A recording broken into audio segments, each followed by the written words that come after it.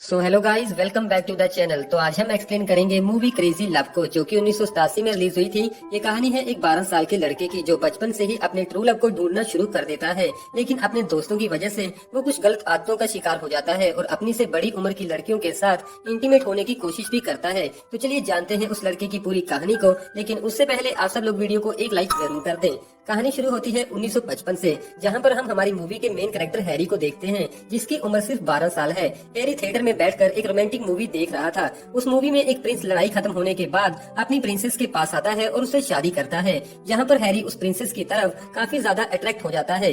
अब यहाँ पर हैरी ने भी मन बना लिया था कि वो भी ऐसी ही किसी लड़की को ढूंढकर उसके साथ शादी करेगा। मूवी खत्म होने के बाद थिएटर से बाहर जाते समय हैरी उस मूवी का पोस्टर चोरी कर लेता है। घर पहुँचने के बाद हैरी अपनी मॉम के साथ खाना खाने लगता है। खाना खाते समय हैरी अपनी मॉम से पूछता है कि आपने डैडी से शादी क्यों की थी। तो उसकी मॉम बताती है कि तुम्हारे डैड मेरे ब्रदर के दोस्त थे और एक दिन उन्होंने शादी के लिए मुझे प्रपोज किया। शाम को हैरी अपने दोस्त स्टैन के पास चला जाता है, जो उम्र में हैरी से थोड़ा बड़ा था। वो हैरी को एक सीन चेंजिंग वाली पिक्चर दिखाता है। अब हैरी भी स्टैन को उस मूवी का पोस्टर दिखाता है, लेकिन स्टैन को वो पोस्टर कुछ खास पसंद नहीं आता। इन सब के बाद स्टैन हैरी को इंटीमेशन के बारे में बताता है, जिसके बारे में हैरी को कुछ भी नहीं पता था। स्टैन उसे कहता है कि बड़े होने के बाद ये चीजें सबको करनी पड़ती है और तुम्हारे पेरेंट्स ने भी ऐसा ही किया था। वो हर तरीके से हैरी को समझाने की कोशिश करता है और थोड़े टाइम बाद रात को वो दोनों एक कार्निवल में चले जाते हैं। स्टैन हैरी से कहता है कि हमें तुम्हारे लिए यहाँ पर कोई ना कोई लड़की तो जरूर मिल जाएगी और तुम्हें डरने की जरूरत बिल्कुल नहीं है, क्योंकि मैंने पहले भी यहाँ पर काफी बार ऐसा किया है। स्टैन को जाइंट व्हील राइड पर कैथी दिखाई देती है। स्टैन हैरी को कैथी के साथ राइड पर बैठने के लिए बोलता है। हैरी स्टैन की बात मान लेता है। कैथी हैरी के करीब आने की कोशिश तो करती है, लेकिन हैरी से कोई रिस्पॉन्स न मिलने पर वो उसके साथ कुछ नहीं करती। राइड खत्म होने के बाद स्टैन को पता चलता है कि हैरी ने तो कैथी के साथ कुछ भी नहीं किया, जिसके बाद वो दोनों कार्निवल में वुमेन फाइट देखने के लिए चले जाते हैं। यहाँ पर हैरी की मुलाकात एक ब्यूटीफुल वुमेन से होती है, जिसे देखकर स्टैन कहता है कि ये वुमेन तुम्हारे लिए बिल्कुल परफेक्ट है। वो वुमेन अपने बॉयफ्रेंड के साथ फाइट देखने के लिए फाइटिंग हॉल में चली जाती है। वो दोनों भी उसके पीछे पीछे हॉल के अंदर चले जाते हैं। फाइट देखते समय उस लड़की का बॉयफ्रेंड उसे किस करने लगता है। स्टैन और हैरी ये सब कुछ देख रहे थे। इस बार हैरी भी उस लड़की की तरफ काफी अट्रैक्ट होने लगा था। थोड़े टाइम बाद वो लड़की अपने बॉयफ्रेंड के साथ हॉल से बाहर चली जाती है। स्टैन हैरी से कहता है, चल आ तुझे दिखाता हूँ इंटीमेशन किसे कहते हैं। वो लड़की और उसका बॉयफ्रेंड पार्किंग प्लेस में ही एक दूसरे के साथ इंटीमेट होने लगते हैं। हैरी और स्टैन एक कोने में छिपकर उन दोनों को देख रहे थे, लेकिन तभी वहाँ पर उस लड़की का बेटा आ जाता है। तो वो लड़की अपने बेटे को अपने साथ लेकर वापस अपने घर चली जाती है।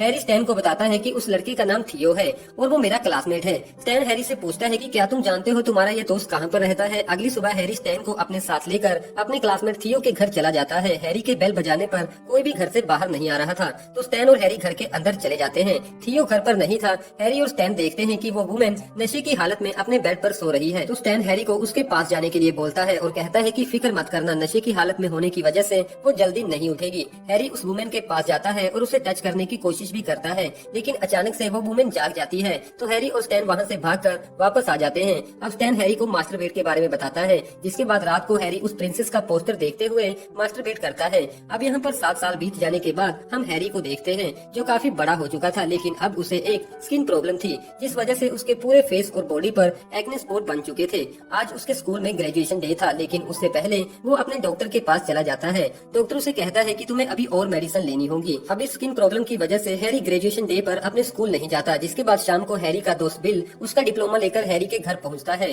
और हैरी को उसका डिप्लोमा देता है। बिल हैरी से पूछता है कि क्या तुम आज रात स्कूल डांस पर नहीं आ रहे हो। तो हैरी उसे कहता है कि मैं ऐसी हालत में वहाँ पर नहीं आना चाहता।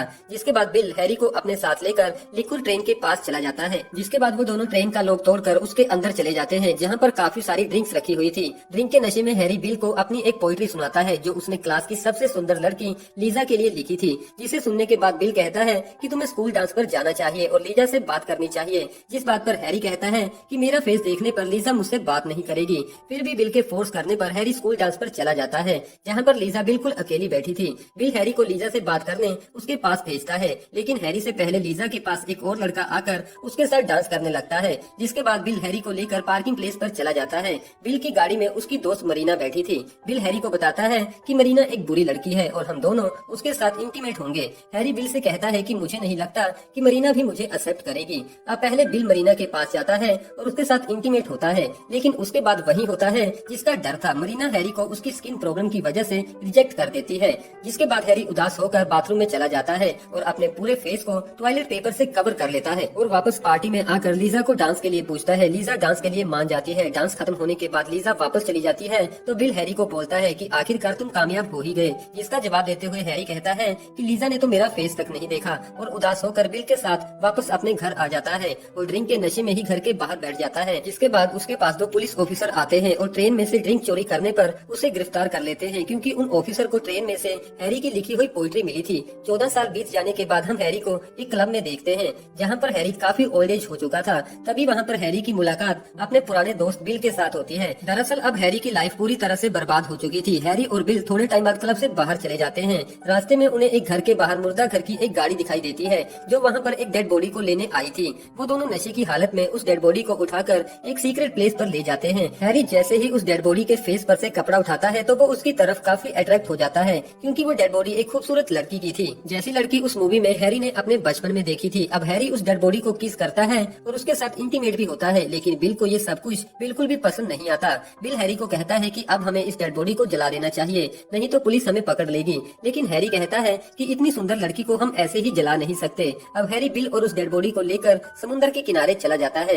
हैरी का कहना था कि ये डेड बॉडी ही उसका ट्रू लव है, तो हैरी उस डेड बॉडी को उठाकर समुद्र के बीचों बीच चला जाता है और वहीं पर हैरी की भी मौत हो जाती है। अगली सुबह बिल को होश आता है तो वो हर जगह हैरी को ढूंढने की कोशिश करता है, जहाँ पर हमारी ये मूवी खत्म हो जाती है। वह दोस्तों, कैसी लगी आपको ये वाली मूवी? कमेंट द्वारा अपना कीमती सुझाव हमें जरूर दीजिएगा और अभी तक वीडियो को लाइक न किया हो तो वीडियो को एक लाइक जरूर कर दें। और हाँ दोस्तों, ऐसी ही इंटरेस्टिंग मूवीज के हिंदी में अपडेट्स पाने के लिए आप हमारे चैनल को भी जरूर से सब्सक्राइब कर लें, लेकिन साथ में बेल आइकन को दबाना ना भूलिएगा, जिससे कि आपको रेगुलर अपडेट्स मिलते रहेंगे।